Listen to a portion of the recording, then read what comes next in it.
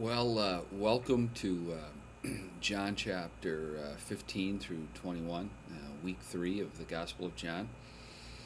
As you finish up the Gospel of John this week, you're going to really discover a couple of things that are of vital importance in understanding what it means to be a Christian.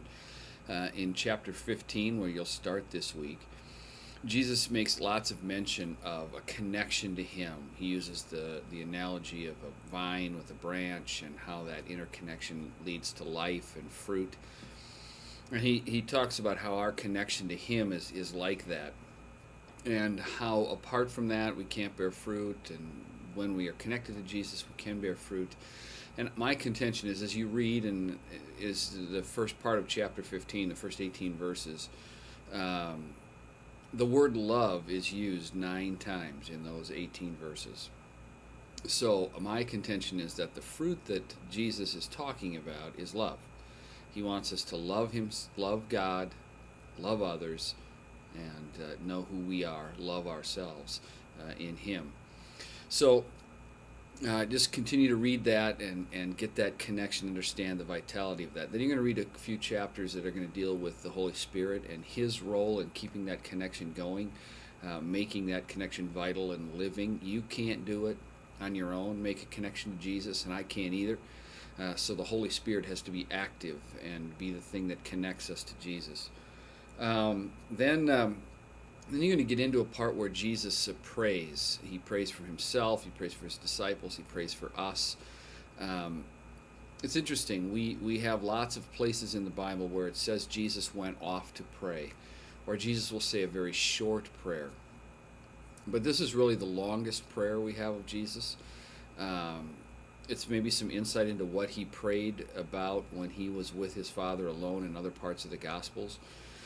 So He prays for Himself. He prays that His disciples would have this connection and they would be one. He prays for us that we would be one. Spend some time as you read that thinking about your prayer life and how it might come to look a little bit more like Jesus. And then you're going to have Jesus' arrest, His trial, His death, His resurrection, His reuniting with His disciples and bringing them hope and peace when they failed Him.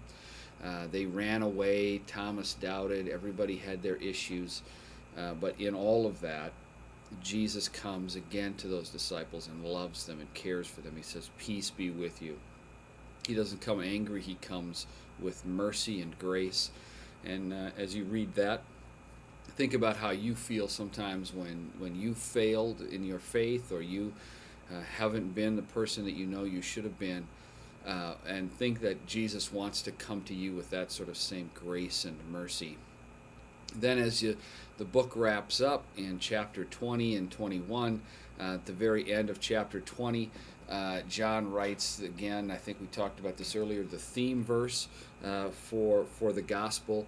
And he says, Jesus did many other miraculous signs in the presence of His disciples, which are not recorded in this book. But these are written that you may believe that Jesus is the Christ, the Son of God, and that by believing you may have life in His name. So really sort of wraps that up. And then chapter 21 is Him again with His disciples and doing just a little bit of teaching as He prepares to ascend into heaven. That's been the Gospel of John. It's one of the most exciting ways to look at Jesus, not necessarily always chronologically, but maybe with themes of light and darkness, and how Jesus cared for the unlovable, and what Jesus prayed about, and what He wants from us. All of those sort of themes roll through the Gospel. Again, if you have questions, you can always email me at kevin@anthemcross.org, and I'll do the best I can to try to answer those. God bless.